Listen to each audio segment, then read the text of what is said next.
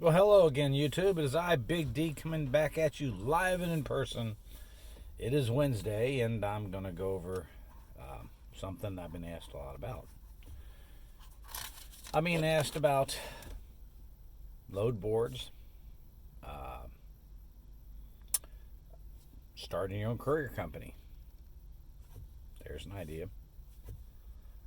And I'm going to go into the pros and cons of load boards, starting your own courier company, working for a courier company, things of that nature. First of all,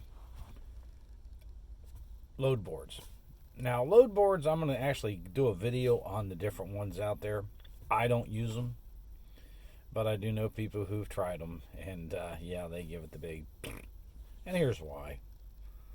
Um, in expediting, where you take cargo vans, sprinter vans, you go all over the country with it. I just saw off a load board a listing, yes, on May, it was the 9th or 10th, picking up in Los Angeles, California, one skid weighed about 600 pounds, going to Cleveland, Ohio. It paid $350.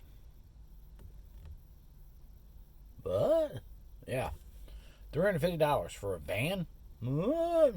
Yeah, load boards are what we call, let's throw it out there and see who can do it the cheapest and the quickest.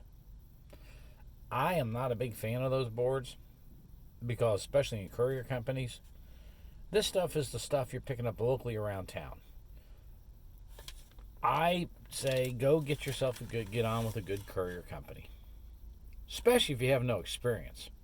Because to go out and start your own business without any experience is just plain stupid. I'm going to be a courier. I'm going to start a business. Well, have you ever ran a business? You're about to find out some things you're not going to like. For instance, your upfront cost. Now, I sold a business. I had a janitorial supply business for years. I sold it. So, that being said, I understand businesses. In fact, I have 10 years of couriering experience, 3 years of over-the-road expediting experience, and I'm currently running two locations of a natural products manufacturing. We have two retail stores. During the pandemic in the beginning, we were making hand sanitizers, the gel type, for FEMA in our area. I'm a certified soap maker.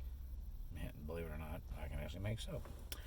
But we're now moving our manufacturing facility closer to our main store, and I am working on that. I've got to get it FDA approved, and that's the whole story in itself.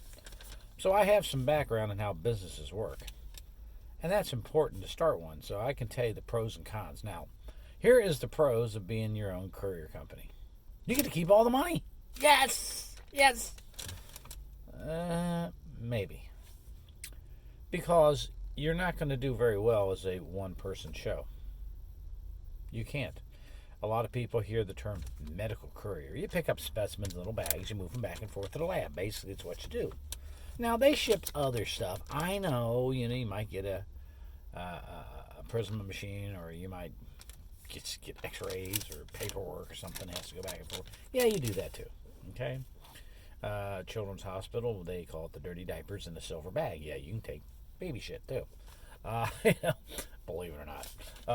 But the thing of it is, mainly it's the specimens going to the lab from the satellites. You have, I'm going to use Cincinnati, you have Mercy, you have Children's, you have Tri-Health, all those different organizations. Their hospitals are down in Clifton, what we call the Hill. They're on top of the hill there. It's a 4-mile area. That's where they're all mainly located at. And you go out 30 miles, and they have other hospitals and those little offices out there, and their doctors and stuff.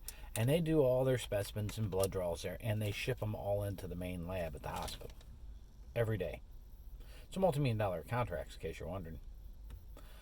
But the thing that they don't tell you is, don't expect them to pay you on time. You can give them that 30-day terms. You might see payment in 6 months. Now, in 6 months, when you get that, $3,000-$4,000 check, yes. But up to that point, you may have to have 25 to 30 drivers dedicated to do it 24/7, even on holidays. And you got to pay them up front. So that's the problem with starting a courier company is you got to fork out all the money and wait for it to come back. Now, if you have a lot of money, there you go. But doing it on your own, you're either going to have to go to the load boards, which they do have, and I'll get more into. I'm going to do a whole video on these load boards. But you have to go to the load boards, and well, you may as well go see how fast you can do it for free. Because have you ever seen U-Ship? Go look at some of the prices on U-Ship. That's a load board. There's one you can go look at and tell me if you want to drive for those prices. I wouldn't. But when you see that going on, that's what's occurring. So the load boards aren't that great. You get in with a carrier or a courier company. In Cincinnati, you have United Courier, you have Rush, you have Priority, you have a couple more I can't even think of. But there's a bunch of them. Relay. There's a bunch of them around here. City Dash, Executive Choice, Blue Chip. You can get on with one of those, okay? Red Express. And you can work with them, and they keep a percentage of the job. Generally, it's 50-50. Well, not really. They were getting probably 75. You're getting 25, to be honest. But they want to tell you that. It makes you feel good. You think you're doing well. But why would you do that? Well, you get paid weekly.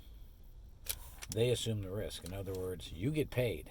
They don't get paid. That's on them. You're not responsible, and they can't take your money back. So there's the advantages there. Now, working for someone like, let's just say Relay or United or somebody like that, how do you make money? Well, it's simple. They have multiple contracts. Like United would have, well, they had Mercy, but they just lost it. But say Mercy Hospital, Tri-Health, Children's, and let's say you're on the northeast side of Cincinnati, and you're picking up there, bringing it back to Children's, a specimen, lack of better words, might be just one bag, a stat, and it's going to pay you probably $12. You're like, well, 20 miles, $12, yeah, it doesn't sound good. But while you're there, it's like, hey, okay, now go across the street, pick up one going to Mercy, which is 6 miles from Children's, and that one's going to pay you like $15, and you get one for Tri-Health out there, and you get 3 or 4 of them, and you bring them down and make $40-50. That's the idea, okay? If it works out, yes. If it doesn't, well, you bring the one in for $12. Yeah, that's the pitfalls of it. But you have a dispatcher whose their customers are calling them, asking to be picked up. You're in the area, you get it. So there's always business. Your own authority, you're waiting for a bid, you're waiting for them to award the bid and see how cheap it can go. And then you got to collect the money. Collect the money. And a lot of these places don't like to pay. So if you're out there doing that and you're bundling, like I said, the American Pickers bundle them, you make money.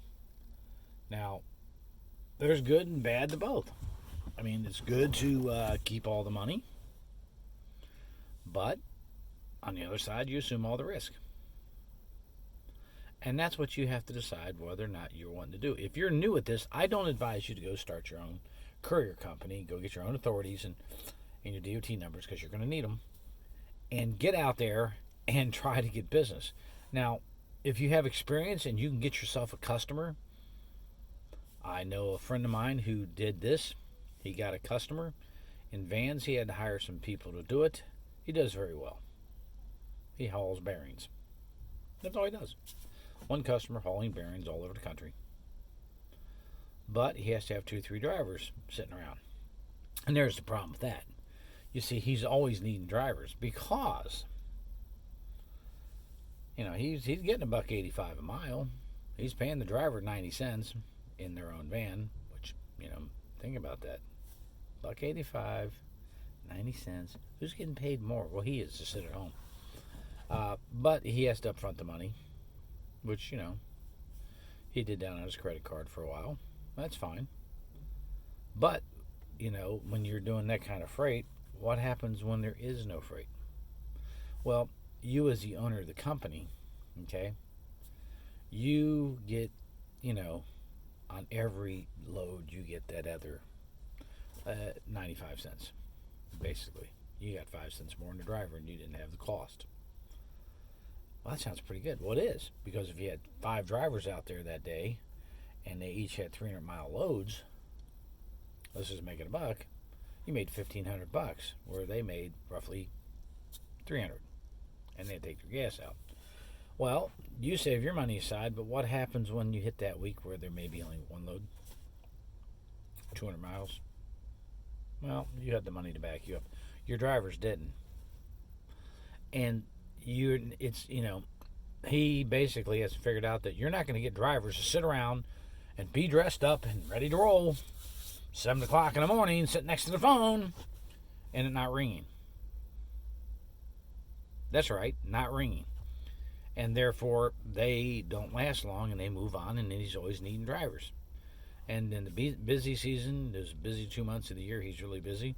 Yeah, they're making good money. But the other times, not so much. So it's hard to retain drivers. But you're going to need them. So when you start out and you get a big contract, you're going to have drivers.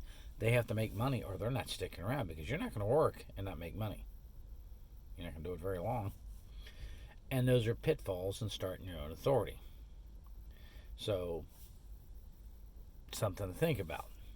You have to have a lot of upfront cash to pay them before you get paid. You got to keep them busy and moving, or they will not stick around. But just say you want to do it. Well, I'd go out and knock on doors. XYZ Courier Company. Here's what we offer, and blah, blah, blah, blah. Here's what we can do for you, blah, blah, blah, blah. Do your spiel and see if you can't get yourself 1 or 2 local accounts.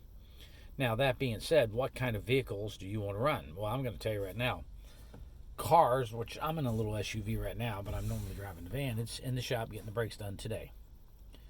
Yeah, I got a socket stuck on the lug nut, which won't come off, so they're going to have to get that thing off because of stupid ass wheels they put on that damn van. But that being said, I went with the City Express from Chevy, or it's basically the Nissan NV 200, because you can get a skid in it. And generally speaking, you're not going to do more than a skid. But, if you can get yourself a company that hauls that kind of small stuff, you have that van, you get 34 miles a gallon, you're doing pretty good with the gas. You can run the small, local, the specimens, everything in it. It's versatile.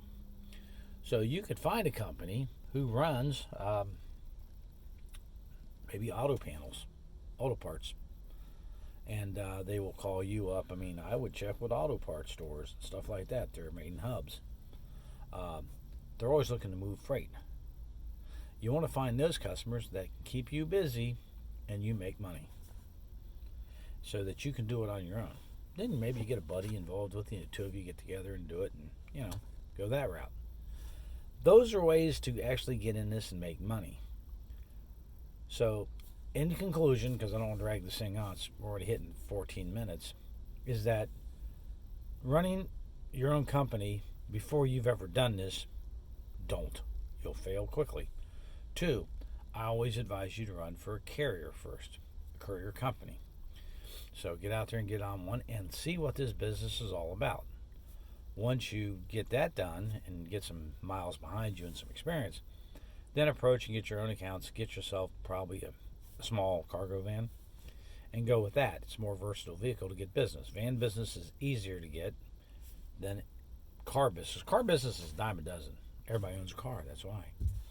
So in conclusion, I hope this has helped. I am going to do a video on load boards. I'm also going to do a video on the traits of being a good courier. And if there's any other topics you want me to cover, leave it in the comments below and I'll get to it. But for now, like the videos. Subscribe. If you haven't subscribed, why haven't you subscribed? I'm not going to stand here and tell you you're going to make $1 gazillion and let me sell you books and hats and t-shirts. Maybe the hats and t-shirts later. I mean, but books, no. How to be, no. Just watch the videos. I'll tell you how to do it. I have the experience. And for those who are just watching these videos for the first time, I've made over 6 figures every one of those years. 13 years in a row, I made 6 figures. How? That's what I'm going to teach you. People are like, just tell it to me up front. I can't just tell it to you up front because we got to piece you down the line to get you to where you need to be. I've got to understand this is a process. You just don't go turn a key and make 6 figures. It doesn't work that way. If it did, everybody would be doing it. Key word, everybody be doing it. So in conclusion, like the videos, subscribe to the channel. You gotta subscribe to the channel. I want 1,000 viewers. Where you at? Come on, guys. And share it. If you don't like the person, share it to them too. I don't care. I'm not proud. Share it to everybody. Friends, foes, enemies, I don't care. Go down your whole friends list and share it to everybody. I don't mind. And I'll talk to you all later. I'll be putting out more videos. I'm trying to put out at least 2 or 3 a week. And we're going to be on this path together, and we're going to make money together out here. You all take it easy. I'll talk to you later.